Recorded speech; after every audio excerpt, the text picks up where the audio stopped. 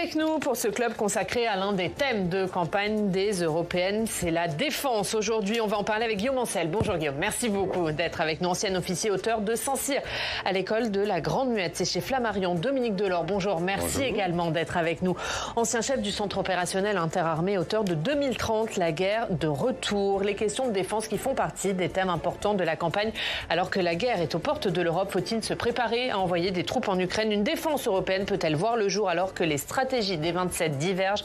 Cette défense européenne doit-elle comprendre l'arme nucléaire? Autant de questions qui ont été posées pendant cette campagne. Et Audrey, vous avez scruté les programmes des candidats. Oui, j'ai été regarder les programmes un par un et je vous ferai un petit topo des grands points et des positions de chaque candidat sur ces grands points. On en parle tout de suite dans ce club spécial européen.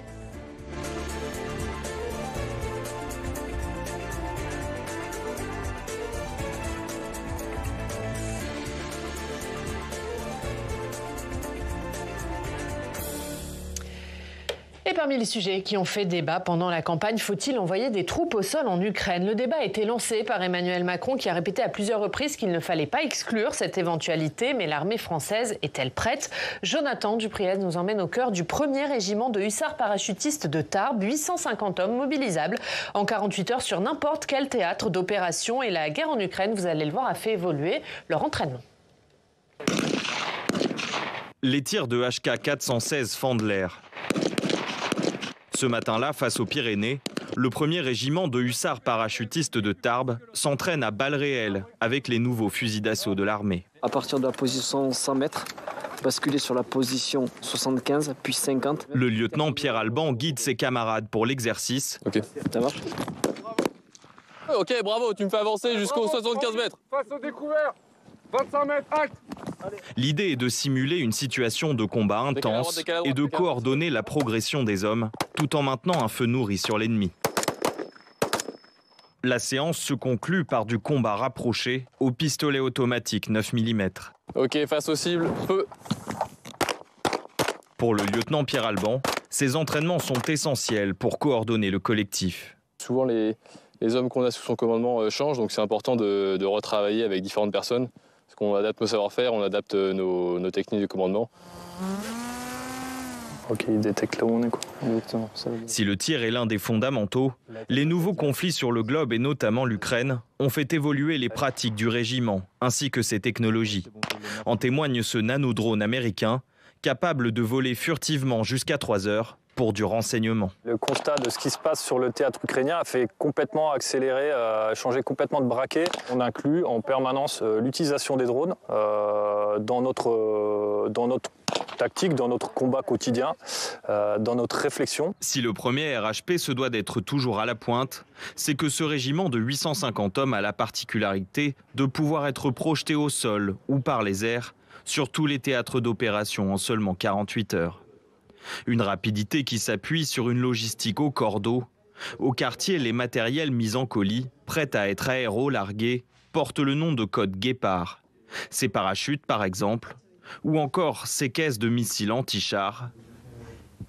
À l'extérieur, ces blindés légers sont eux aussi prêts à partir. Les engins, donc les 8 engins que vous allez voir sous le hangar, c'est les engins qui sont prêts pour le Guépard. Ces véhicules, ils peuvent aller sur tous les théâtres, que ce soit dans le désert, sur des milieux rocailleux ou dans les plaines. Ce véhicule est aérotransportable ou aérolargable, donc ce qui en fait un véhicule polyvalent. Une culture de l'alerte que le premier RHP partage avec la 11e brigade parachutiste à laquelle il est rattaché. Un ensemble de 7500 militaires d'élite parés à toute éventualité. Une unité au savoir-faire précieux dans un contexte de guerre aux portes de l'Europe. Cet outil qui permet donc à l'armée de terre et de manière plus générale aux armées de réagir en face de tout type de crise. Des crises humanitaires, des crises sécuritaires, des crises de guerre. Et en fait, on est utilisé depuis tout le temps et pour tout type d'emploi avec un très très court délai. Donc en fait, aujourd'hui, on est prêt comme on l'était il y a 10 ans et comme on le sera encore dans 10 ans. Engagée sur tous les récents théâtres en France ou à l'étranger, la 11e brigade parachutiste est une spécificité française enviée. Ce système d'alerte parachutiste est unique en Europe. Voilà, on a vu cet exemple du régiment de Tarbes, Guillaume Ancel, opérationnel pour partir en 48 heures sur n'importe quel théâtre d'opération. Est-ce que ça veut dire que l'armée française aujourd'hui est prête si demain elle devait être envoyée en Ukraine par exemple ? Alors, en fait, ce régiment est assez représentatif d'un système de corps expéditionnaires légers qui a été un choix qui n'a pas vraiment été discuté politiquement à la fin de la guerre froide. Et c'est ma génération, sont mes camarades et moi j'y ai activement participé, qui avons décidé de transformer ce qui était plutôt une armée blindée, mécanisée assez lourde, en un système un peu à l'image de ce régiment, qui est un régiment parachutiste, mais aujourd'hui toutes les unités de l'armée de terre sont plutôt sur ce modèle de on doit être projeté très rapidement, très vite, mais du coup avec peu de munitions, pas d'armement lourd, rien qui soit lourd à transporter. Ce qui pose quand même question, ce qu'on ne voit pas à l'intérieur du reportage, c'est dommage, c'est que sur un théâtre comme l'Ukraine, ils pourraient intervenir rapidement, mais pas longtemps.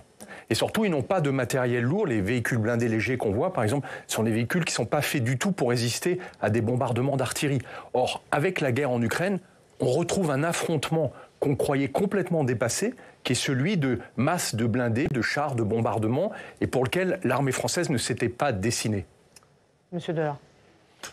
Écoutez, je pense que là, on a changé complètement de système. Hein. Pendant 30 ans, on a cherché des dividendes de la paix, donc on a diminué les budgets de fonctionnement, on a tenu compte des particularités de l'engagement des conscrits à l'extérieur, donc on s'est professionnalisé, comme ça vient d'être dit, et puis on avait affaire à ce qu'on appelle une guerre asymétrique, c'est-à-dire du fort au faible.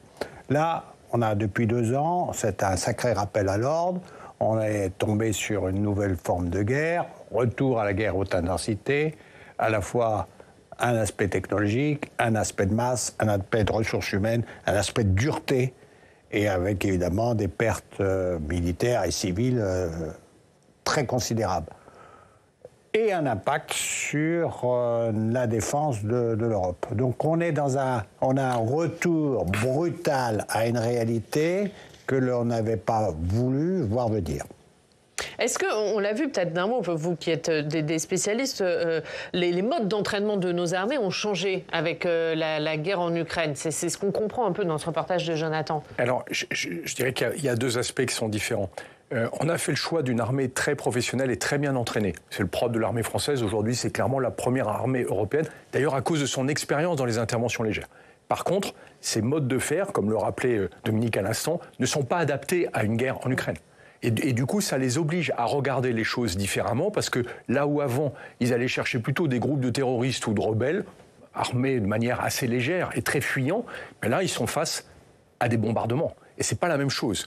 Et du coup, ils sont obligés de revoir leur mode d'entraînement et surtout leur équipement. C'est sur l'équipement où, à mon avis, aujourd'hui, on est le plus lacunaire.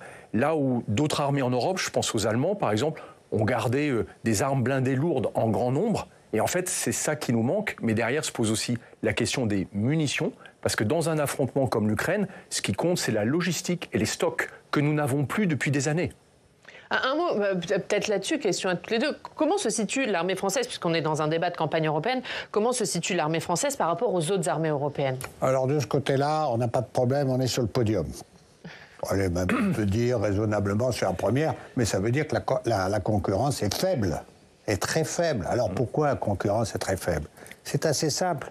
Depuis déjà un paquet d'années, la part que l'on consacre à la défense s'est amenuisée, divisée par 2, par 3. Alors en Europe, il y a ceux qui ont fait récemment un effort considérable, comme les Polonais, donc ça c'est très notable, à peu près 3,5% de leur PNB.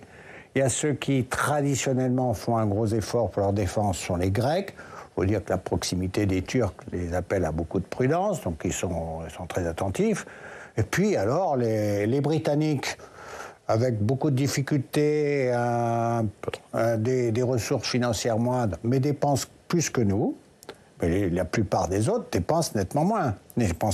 Et en plus n'ont pas d'expérience opérationnelle. Je pense à nos amis allemands qui dépensent pour le moment 1,57 pour être précis, enfin 1,5 disons de leur PIB à la défense.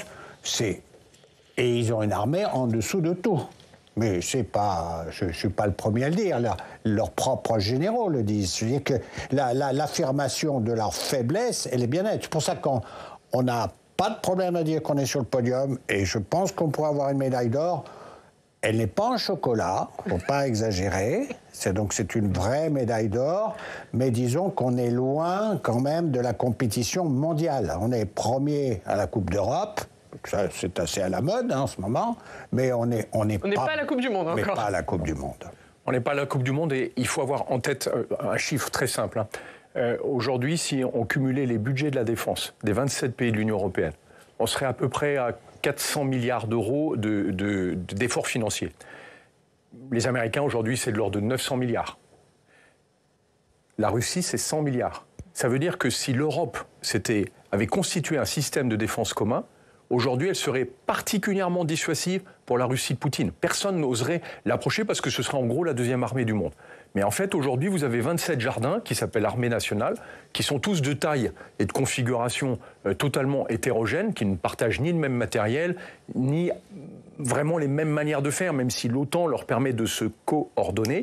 Mais ce n'est pas du tout un système cohérent. Et c'est ça qui fait la faiblesse d'une Union européenne qui, sur le papier, pourrait avoir une défense tout à fait à la hauteur de sa prospérité, mais qui aujourd'hui ressemble plutôt à des pièces de puzzle qu'on a éparpillées sur une table.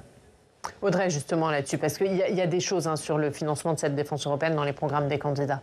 Oui, alors par contre, quand on parle de défense européenne, il ne faut pas s'imaginer une armée européenne avec le drapeau de l'Union européenne sur le bras. Défense, c'est plus ce qui est d'armement. Et en effet, la défense, c'est le sujet qui arrive en première place du programme de 3 candidats. Valérie Ayé, la candidate du parti présidentiel, François-Xavier Bellamy pour les Républicains et Raphaël Glucksmann pour Place Publique, Parti socialiste. Tous les 3 veulent justement augmenter le budget de la défense, le Fonds commun européen pour la défense qui permet de soutenir les industries.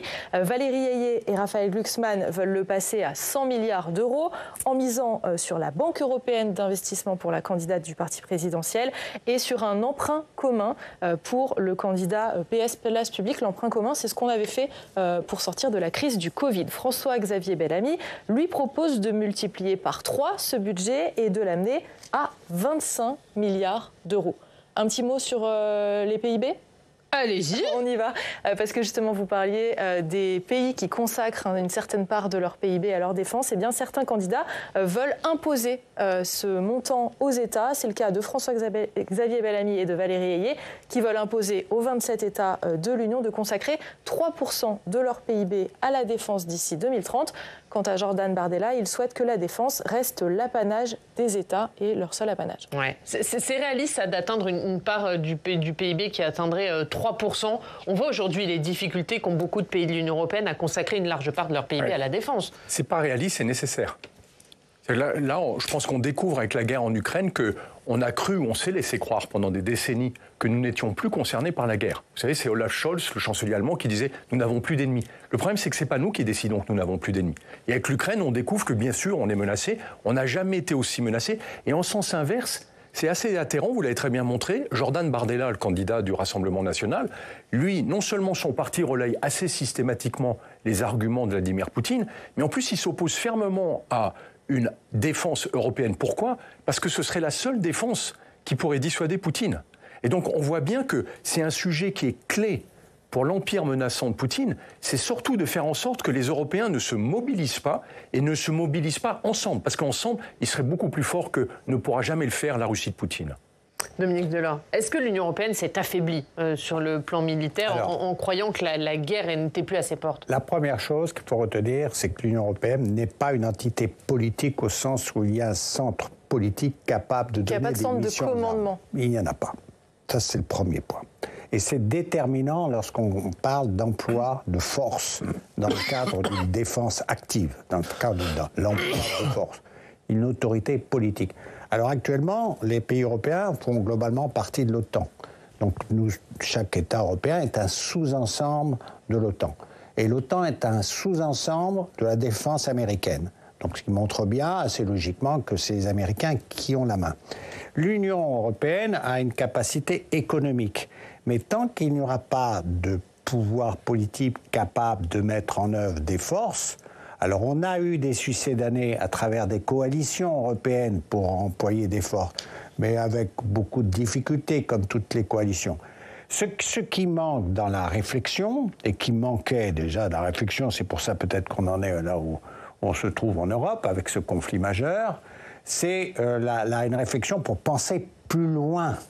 Il y a bien le problème européen, mais il y a les évolutions géopolitiques dans le monde. Et il est évident que des grands pays comme la Chine contestent la première place, les Américains. Nous avons aussi l'Inde qui va devenir un monstre, mais plus tard dans ce siècle-là. On a la Russie, on a l'Iran, on a la Turquie et on a évidemment les problèmes islamistes. Cette évolution géopolitique est globalement défavorable aux pays européens parce que dans le même temps, relativement, j'insiste sur le mot relative, on s'affaiblit. On s'affaiblit au plan économique, on s'affaiblit au plan démographique et on n'arrive pas à trouver une entité solide pour faire face, si je veux dire, à différentes menaces dans les décennies qui viennent, ou même la prochaine décennie ou les 2 prochaines décennies. Et ceci, au moment où les Américains, eux, ont une vision toujours globale et où le problème du Donbass, c'est un trait de crayon quelque part en Europe, et où les problèmes européens existent, mais comme ceux qu'ils rencontrent au Proche-Orient, au Moyen-Orient, et comme le problème de l'Indo-Pacifique, et sachant que la priorité, c'est l'Indo-Pacifique. Donc, si vous voulez, ce qu'on voit dans la compétition actuelle, c'est que c'est le reflet de ce qui se passe. C'est qu'on va pallier à l'essentiel tout de suite, c'est-à-dire mettre un peu d'argent dans des fonds pour stimuler. C'est très bien, c'est très très bien. Mais la réflexion, elle devrait porter sur plus en avant. Il faut penser demain. Et quand je dis demain, c'est pas demain le 5 juin ou le 6 juin, c'est le demain de 2030 à cette longueur-là. On va revenir un mot, Guillaume Ancel. Il y a cette question politique, un horizon de réflexion. Est-ce qu'on veut faire une Europe commune qui soit capable d'être une superpuissance finalement dans le monde? Mais il y a aussi une question d'aujourd'hui. Parce que la guerre en Ukraine, elle est aujourd'hui, elle n'est pas un horizon 20 ans. Et la question de qu'est-ce qu'on fait aujourd'hui, comment on se mobilise, est cruciale, parce que cette guerre est une véritable menace immédiate. Et c'est là où je suis un peu dépité par les réactions très incohérentes des pays européens qui en même temps disent on va mettre plus d'argent, etc. Mais en même temps, on a l'impression qu'ils n'osent pas franchir le pas. Et c'est pour ça que les élections européennes sont cruciales. Parce que là, au Parlement européen, il faudra prendre des décisions. Par exemple, quand le commissaire Thierry Breton dit qu'il faudrait mettre 100 milliards pour produire un certain nombre d'équipements militaires de masse pour toute l'Europe, les pays européens vont lui rappeler qu'il n'a pas de légitimité sur le sujet. Et ça, c'est inacceptable. C'est comme si, pendant la crise du Covid, on lui avait dit « Non, mais attendez, ça ne regarde pas l'Europe, chacun va essayer de dépatouiller son propre truc ». Ce qui nous a sauvés pendant la crise du Covid, c'est qu'à un moment, on a agi ensemble. D'où certaines propositions, Audrey, dans les programmes. Oui, Ursula von der Leyen a dit que si elle était réélue, elle créerait un poste de commissaire européen spécifiquement dédié à la défense. Pour l'instant, c'est un portefeuille qui est partagé entre Thierry Breton, qui est commissaire au commerce intérieur, et le haut représentant aux affaires étrangères. Donc, un poste unique, ce ne serait pas un centre de commandement, ce serait vraiment un commissaire, parce que, en effet, l'armée, ça reste l'apanage de chaque État. Mais c'est quand même une mesure phare, et en tout cas, c'est quelque chose qui est prôné par les écologistes, qui, eux, prônent un certain fédéralisme. Ils sont donc en faveur de ce commissaire à la défense. Ils militent aussi pour l'abandon du droit de veto des États quand il s'agit de discuter de sujets de défense.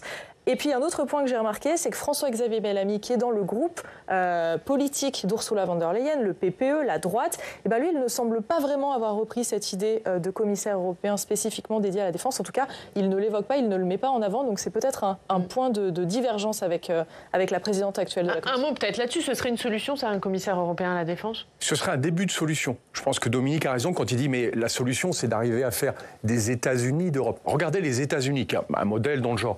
Imaginez aujourd'hui que les États-Unis aient 50 armées, puisqu'il y a 50 États officiellement aux États-Unis. Ce serait une armée que tout le monde regarderait, avec un peu de dépit.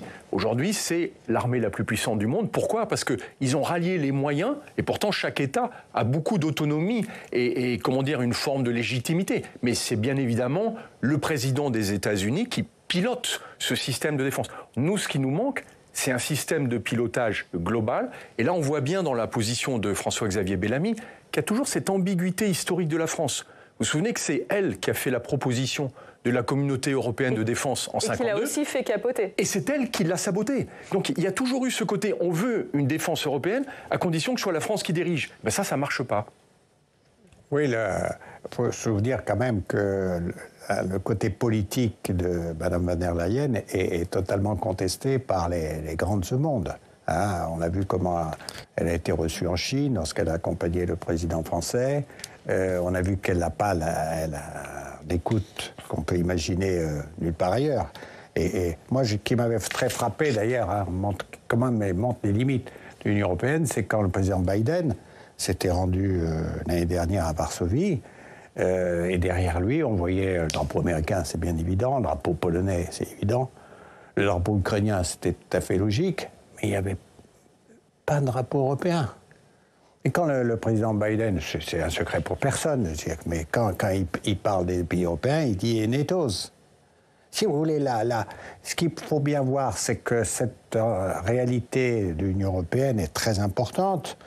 Mais finalement, est-ce que c'est la bonne formule pour déboucher sur une défense au moins d'un certain nombre de pays d'Europe? C'est la question qu'on doit poser. C'est pas si évident que ça. Ouais, et c'est une question qui est posée pendant cette campagne des Européennes. Est-ce qu'on est trop dépendant de l'OTAN pour notre défense? Il y a des positionnements différents chez les candidats, Audrey. Hein. Oui, il y en a qui sont pour rester dans le commandement intégré. Pardon, je retrouvais ma ligne. C'est la plupart des candidats, sauf Léon Desfontaines pour le Parti communiste français, qui lui demande carrément la dissolution de l'OTAN et le désarmement de l'Europe. Manon Aubry, elle préfère des accords de défense mutuelle entre différents États membres, mais sans passer par l'OTAN. Et puis, il y a deux candidats qui ont des positions plus partagées. C'est le cas de Jordan Bardella, qui revient un peu sur le positionnement historique du RN. Pas de sortie du commandement intégré tant qu'on est encore en temps de guerre sur le continent européen. Et puis, Marion Maréchal Le Pen, elle ne s'est pas vraiment positionnée là-dessus, mais son parti Reconquête est plus sur un non-alignement vis-à-vis de l'OTAN. Moi, je crois que sur l'OTAN, pour le moment, c'est la seule assurance vie qui fonctionne à peu près. Donc, il ne faut pas s'en débarrasser, bien entendu. Ça serait complètement ridicule.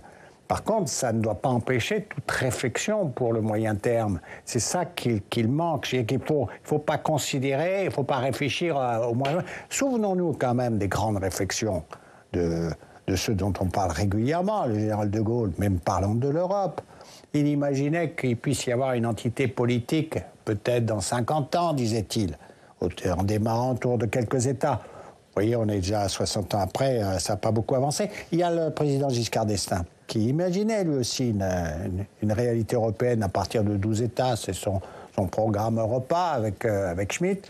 Bon, donc il y a des réflexions longue durée. Ce qui manque, ce qui n'apparaît pas en tout cas de manière évidente. C'est pour ça que l'OTAN, tant qu'on n'a rien d'autre, il faut garder l'OTAN. Sachant que nos amis américains savent très bien utiliser l'OTAN. C'est-à-dire que quand vous regardez précisément un certain nombre d'opérations, y compris récentes, on voit que les Américains peuvent agir dans l'OTAN et simultanément agir à côté de l'OTAN. Donc globalement, ils ont cette capacité extraordinaire d'être à la fois dans l'OTAN et à côté de l'OTAN pour agir, parce que les règles ne sont pas les mêmes et évidemment les buts ce sont des buts américains. Je crois qu'on fait une erreur en opposant l'OTAN à la défense de l'Europe. La question, c'est plutôt que les pays membres de l'OTAN, aujourd'hui, les pays membres de l'Union européenne, pardon, qui sont dans l'OTAN, arrivent tous de manière disparate. D'accord ? Donc il y a les États-Unis qui représentent pratiquement la grosse majorité de l'OTAN, et puis en face, il y a plein de pays qui sont éparses. Et s'il y avait un pilier européen de la défense, à ce moment-là, ça rééquilibrerait l'OTAN. Mais l'OTAN, ça n'est qu'un club de défense. C'est-à-dire que c'est un club dans lequel, d'abord, les gens apportent ce qu'ils veulent. Il n'y a pas d'armée de l'OTAN. C'est ce que les gens oublient souvent quand ils disent l'OTAN va agir, on va faire tel truc, ou l'OTAN va nous protéger. C'est des synergies. Ce sont des synergies, ce sont d'abord des standards de fonctionnement qui font que on sait qu'on doit fonctionner de telle manière ou utiliser telle référence technique. Mais surtout, l'OTAN, le plus important, c'est l'article 5, c'est celui de la défense collective, qui dit si un pays membre de l'OTAN est attaqué, tout le monde doit se sentir agressé. Mais l'OTAN n'a jamais défini de quels moyens on allait le défendre. Et donc le doute qui subsiste toujours dans une situation comme la nôtre aujourd'hui, c'est que si la Lituanie faisait l'objet, par exemple, d'une attaque nucléaire de la part de la Russie, est-ce que les Américains mettraient en cause leurs intérêts vitaux pour défendre un pays qu'ils ne savent même pas mettre sur une carte? Pardon, j'en doute. C'est pour ça que... C'est-à-dire juste l'OTAN dit qu'il faut réagir, mais ne dit pas de quelle manière il faut réagir. C'est pas forcément une riposte proportionnée. Ça n'est pas contractualisé dans l'organisation, dans le traité de l'Atlantique Nord. On dit juste que tous les pays membres doivent réagir, mais la réaction, ça peut très bien être une lettre de protestation diplomatique. Donc c'est un club de défense avec une assurance limitée. Et donc la question, c'est de savoir, est-ce que l'Europe veut assumer sa propre défense en disant peut-être que les Américains nous aideront, mais on n'en aura jamais totalement la garantie, alors qu'aujourd'hui, on est dans une situation inversée où on ne sait rien faire sans les Américains pour la défense de l'Europe. Et c'est ça dont on doit sortir. On est dépendant du parapluie américain aujourd'hui ? Pas du parapluie. Justement, c'est un peu la particularité, la fierté française. C'est depuis la création de la force de dissuasion, on a la possibilité de dire non, on n'est pas sous le parapluie américain, on est sous le parapluie français. Qu'il y ait en plus un parapluie américain, tant mieux. Ça arrêtera 2 fois les gouttes d'eau, mais globalement, le parapluie français suffit. Donc pour ce qui est de cette suffisance, mais la dissuasion nucléaire, c'est pas la panacée. La dissuasion nucléaire, elle ne vient qu'en ultime recours, dans notre concept, et après une dissuasion classique. C'est-à-dire que, vous savez, il y a des vieux termes qui sont toujours valables. Hein. Civis pacem parabellum, ou monte ta force pour pas avoir à t'en servir. Vous savez, ça veut dire quoi? Ça veut dire que si on est fort, on a peu de chances de se faire ennuyer. Donc là, nous avons depuis parce qu'on a cru à la mondialisation, à un monde bisounours, où tout le monde s'aimerait, etc. Nous, pendant que le reste du monde évoluait de manière beaucoup moins positive, on s'est un peu désarmé. Et donc, il faut revenir à un niveau de suffisance qui est nettement plus élevé que ce que l'on fait maintenant. Justement, un mot sur les achats de matériel, puisque là aussi, il y a des divergences entre pays européens ou entre candidats aux européennes. Oui, achat et fabrication de matériel, c'est peut-être un point qui met tous les candidats d'accord. J'ai regardé dans les programmes et tous sont à peu près d'accord pour prôner une préférence européenne dans la fabrication et dans l'achat de matériel militaire. C'est vrai que quand on regarde les chiffres, c'est un peu étonnant. 80% de nos achats de matériel militaire se font pour l'instant à l'étranger et plus de 60% aux États-Unis. Non, mais c'est évidemment, on a fait n'importe quoi. Disons-le, on a fait n'importe quoi. On a suspendu complètement des ensembles complets de notre production militaire, globalement. On a gardé des niches, notamment dans le domaine aéronautique, dans le domaine naval aussi d'une certaine façon. Et pour ce qui concerne la dissuasion, c'est quand même pas mal. Pour ça que je vous dis, on est au plus haut marche du podium européen, mais on a fait trop d'impasses. Et quand vous achetez à l'autre, maintenant tout le monde est au courant, quand vous ne maîtrisez pas vos circuits, vous pouvez avoir des ruptures de soutien logistique pour des raisons politiques, pour des raisons économiques, pour des raisons de priorité. Donc acheter tout aux Américains, évidemment, c'est une industrie de défense qui est considérable. Il y a beaucoup de pays européens qui ont fait ça. C'est un mauvais choix. C'est vrai que ça peut paraître un peu lunaire, ce chiffre, Guillaume Ancel, de 80% de nos achats à l'étranger. Est-ce que c'est rattrapable dans un temps court, voire moyen ? Alors, c'est lunaire et en même temps, ça correspond à un état de fait que nous avons laissé faire. Il n'y a pas d'industrie européenne de la défense. Il n'y a pas d'Airbus de la défense. Regardez, les Français viennent de voter, l'année dernière, la loi de programmation militaire. Donc c'est la loi d'équipement des armées françaises pour les 7 années à venir. Il n'y a pas de matériel européen. C'est tout des manufactures françaises. On est encore à l'heure de la manufacture royale. Or c'est fini. Je vais prendre qu'un seul exemple parce qu'il est emblématique. On sait que l'Ukraine, c'est une armée blindée mécanisée. C'est un affrontement de haute intensité. Il reste dans l'armée française 200 chars Leclerc. C'est plus une série industrielle. Il n'y a aucun opérateur qui sait faire évoluer une série de 200 exemplaires. Il y a un char, aujourd'hui, qui s'est imposé comme un standard, qu'on le veuille ou non, c'est le char Léopard 2 allemand, qui existe en milliers d'exemplaires. Je suis désolé, mais si on avait été courageux et européen, on aurait dû dire, maintenant c'est terminé, on arrête chacun de produire son orfèvrerie particulière, on sort de l'armée de bonsaï et on va s'acheter une forêt. La forêt, c'était de choisir un Léopard 2 tel qu'il existe, et puis après de le faire évoluer sur un seul matériel. Pourquoi ? Parce que le matériel est structurant pour rapprocher les armées les unes des autres. Quand elles utilisent le même matériel, très rapidement, ils mettent en commun les centres de formation, la logistique, l'évolution des matériels. Ce qui fait qu'on rapproche naturellement les armées de l'Europe pour constituer progressivement une armée européenne. Et là, ce qui nous manque aujourd'hui le plus, c'est cet Airbus de la défense. Est-ce que vous croyez qu'on serait concurrent aujourd'hui de Boeing si on avait encore l'ATCOR d'un côté et puis Embraer de l'autre ? Enfin, voilà, on a changé d'air, on a changé de siècle, on ne peut plus défendre des manufactures nationales. Malheureusement, les Français le font encore beaucoup. Merci à tous les deux. Merci beaucoup pour votre analyse. Merci Audrey pour cet éclairage sur les programmes des candidats. Vous allez continuer à nous parler d'Europe puisque c'est à la une de nos quotidiens régionaux.